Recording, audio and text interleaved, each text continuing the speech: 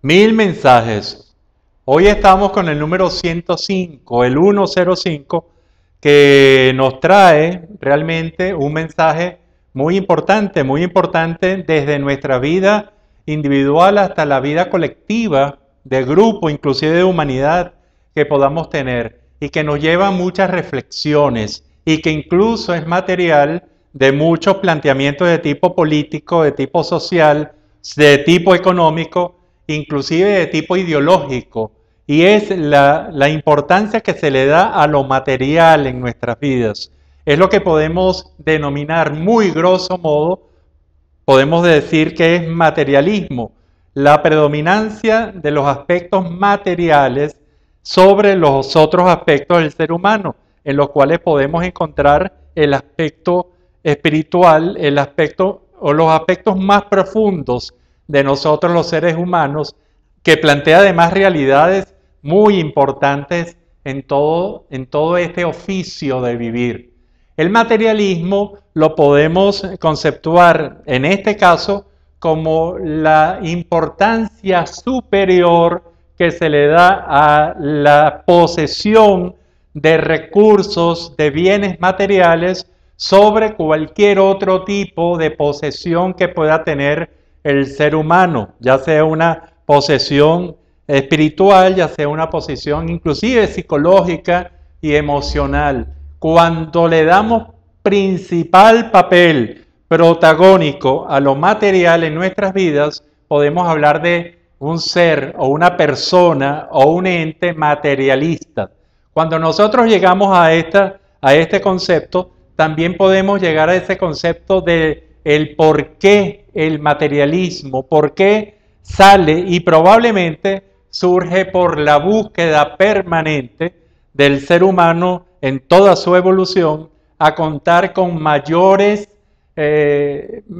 recursos, mayores tenencias para satisfacer en la mejor forma posible todo lo que se denominan las necesidades. Esas necesidades que siendo muy primarias y tal como usted lo puede encontrar en el triángulo de Maslow sobre las necesidades del ser humano y de cómo la base son las principales y más primarias hasta llegar al vértice y son las necesidades más evolucionadas del ser humano, pero entre más cerca estemos de la base, más necesidades materiales hay que satisfacer. Y esto entonces es el porqué. Ahora, yo creo que la pregunta fundamental, si somos materialistas o si nos encontramos con una personalidad que de acuerdo con estos parámetros nos parezca materialista, tenemos que preguntarnos sobre todo el por qué. Bueno, eso ya lo tratamos de explicar, pero lo importante y lo que puede dar toda una serie de gamas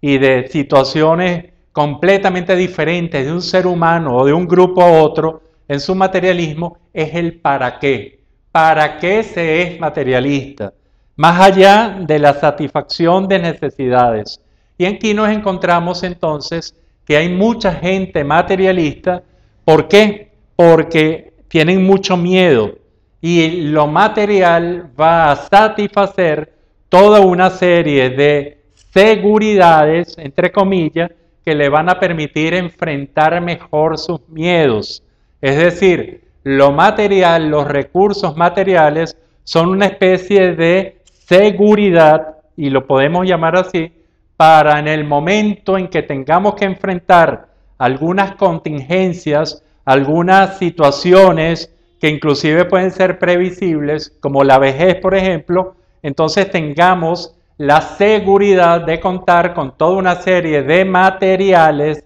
de recursos que realmente nos van a calmar ese miedo. Ese es uno de los más frecuentes para que la gente se vuelve material. Otro, quizás algunos más profundos, es que la gente le tiene miedo a la otra parte, le tiene miedo a la parte que no puede medir, a la parte que no puede enfrentarse de una manera muy directa, y entonces esta gente probablemente es materialista como la vía para tratar de escapar del espiritualismo, por ejemplo, o de la conciencia, o inclusive del básico autoconocimiento, porque mientras tenga el material suficiente, los recursos suficientes, entonces me divierto y busco y hago cosas y no me aburro y no llego a las situaciones en que tenga que enfrentarme conmigo mismo o con los pensamientos más profundos de mí.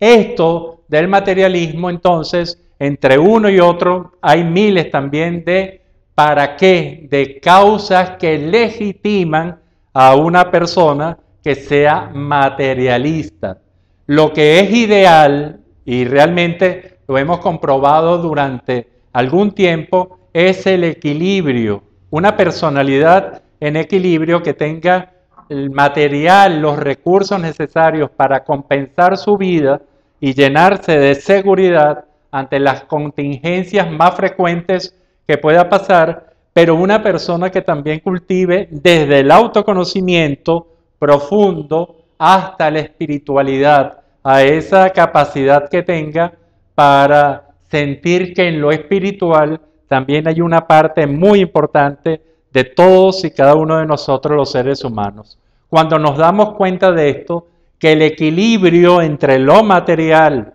para satisfacer necesidades, para tener bienestar y calidad de vida es necesario, pero también es necesario la parte espiritual, la parte de los valores, la parte que surge del autoconocimiento, de las capacidades, de lo que realmente me satisface a mí como ser humano y me satisface desde el punto de vista superior. Entonces encontramos en ese equilibrio, encontramos parte importante de ese para qué vivir, de ese para qué entonces utilizar lo material para satisfacer y tener el tiempo y tener la capacidad para profundizar en nosotros, en nuestra espiritualidad y en la espiritualidad de todo cuanto nos acompaña, para apreciar bajo otra perspectiva